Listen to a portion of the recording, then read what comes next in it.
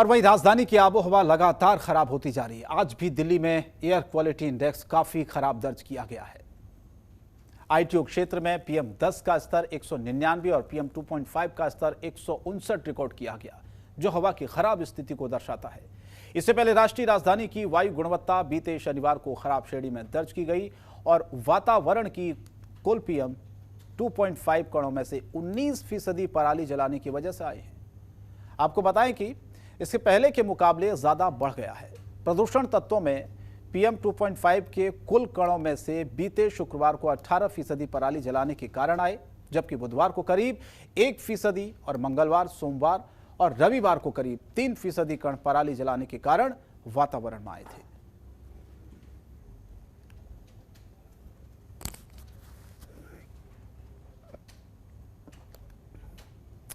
तो हर साल दिल्ली के आसपास के राज्यों में पराली जलाई जाती है, जिससे दिल्ली का प्रदूषण अपने सामान्य स्तर से कहीं ज्यादा बढ़ जाता है।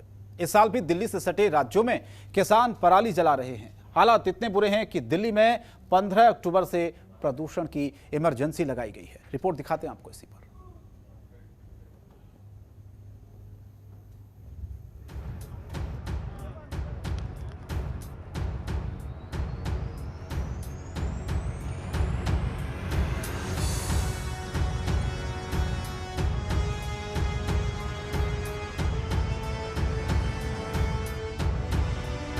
लॉकडाउन में कुछ अच्छा हुआ हो या नहीं, लेकिन एक चीज जरूर बेहतर हो गई थी और वो थी दिल्ली की आबोहवा। पर ये साफ सुथरी हवा में सांस लेने का सुख दिल्ली वालों को ज्यादा दिन तक नसीब नहीं हुआ, क्योंकि अब आकर एक बार फिर दिल्ली की हवा में जहर घुलने लगा है, जो कोरोना काल में दिल्ली की जनता के लिए बेहद खतरनाक साबित हो रहा है। इस बार प्रदूषण के चलते दिल्ली के हालात इतने ज्यादा खराब हो गए हैं कि दिल्ली में 15 अक्टूबर से इमरजेंसी लगा दी गई है और इसे नाम दिया गया है GRAP, यानी graded response action plan. Emergency लागू होने से पहले दिल्ली का एयर क्वालिटी इंडेक्स लेवल करीब 370 दर्ज हुआ था। हालांकि अगर देश के बाकी शहरों की बात करें तो मुंबई और अहमदाबाद के अलावा लगभग सभी शहरों की हालत ठीक ठाक है।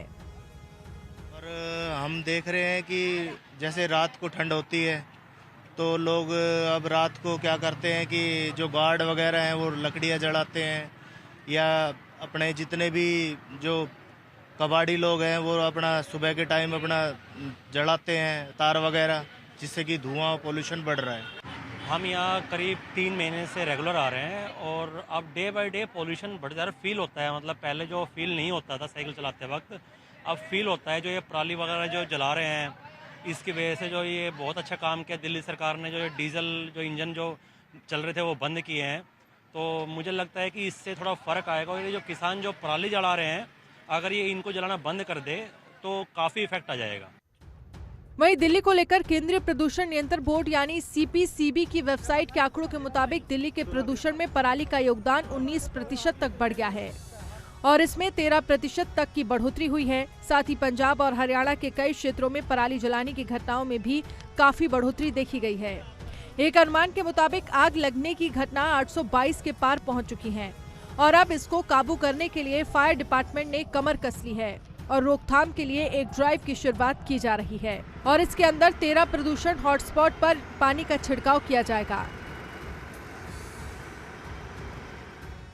अब भले ही सरकार प्रदूषण को कंट्रोल करने की पुरजोर कोशिश कर रही हो, लेकिन सवाल ये उठता है कि पराली जलाने और प्रदूषण को कंट्रोल करने वाले सभी कदम समय से पहले क्यों नहीं उठाए जाते?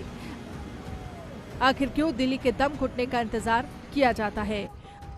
अनुश्री रस्तोगी की रिपोर्ट, जनतंत्र टीवी। और दिल्ली के बढ़ते प्रदूषण पर पर्यावरणविद के सिद्धार्थ से बातचीत की हमारे संवाददाता इंदर यादव ने। सुनिए। कोरोना वायरस से समूचा विश्व इस वक्त लड़ाई लड़ रहा है और ऐसे में अगर हम बात करें तो दिल्ली NCR में एक बार फिर पॉल्यूशन अपने पैर पसार रहा है। और इस पूरे मुद्दे पर बात करने के लिए हमारे साथ के सिद्धार्थ जी हैं, जो कि पर्यावरण के जानकार हैं। सर, आपको क्या लगता है कि राजधानी दिल्ली में हर साल की ये समस्या है, पॉल्यूशन आता है और फिर अपने टाइम से कम भी होता है, पॉलिटिकल पार्टियां राजनीति करती हैं, कोरोना वायरस ने कमर तो तोड़ी है, अब पॉल्यूशन भी अपने पैर पसार रहा है राजधानी दिल्ली में, कैसे देखते हैं आप इसको? पॉल्यूशन की वजह से क्या होगा कि लोगों का लंग्स अफेक्टेड होगा, कोरोना से भी लोगों का लंग्स अफेक्टेड ही होता है, जिनके कि फेफड़े बहुत अच्छी तरह से काम नहीं करते हैं और पॉल्यूशन से अफेक्टेड हो जाएंगे। कोरोना से के प्रति उनकी संवेदनशीलता बहुत ही बढ़ जाएगी और उनके ऊपर प्रभाव बहुत ही बुरा पड़ सकता है।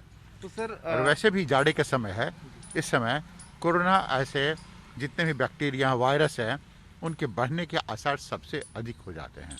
सर मतलब आप ये कहना चाह रहे हैं कि कोरोना ने कमर तो तोड़ दी और लोग जीवन मृत्यु के बीच में कह सकते हैं लड़ाई भी लड़ रहे हैं, हालात पहले से ही खराब हैं और अगर दिल्ली एनसीआर में पॉल्यूशन एक बार फिर पैर पसारता है तेजी से तो मतलब लोगों के लिए एक बड़ी दिक्कत परेशानी और होने जा रही है। ये दिक्कत नहीं है, बहुत बड़ी दिक्कत होगी, क्योंकि कोरोना आपके लंग्स को प्रभावित करता है, पॉल्यूशन भी आपके लंग्स को प्रभावित करता है।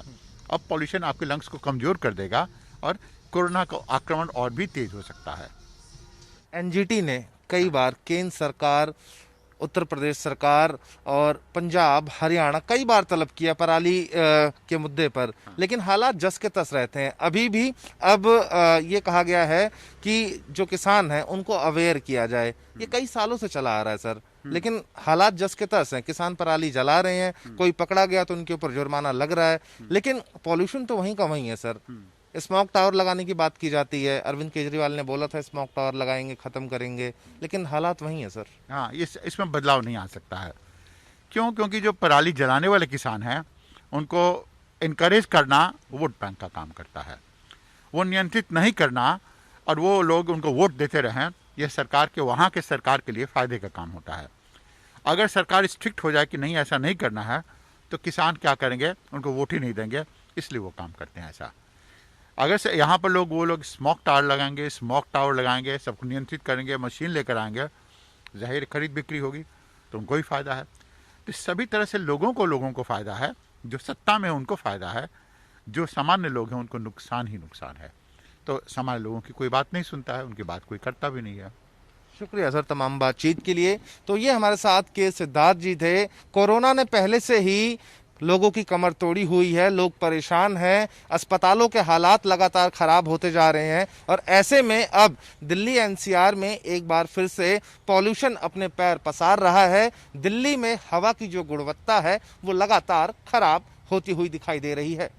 कैमरा पर्सन शेरा के साथ इंद्रसेन यादव, जनतन टीवी, नोएडा।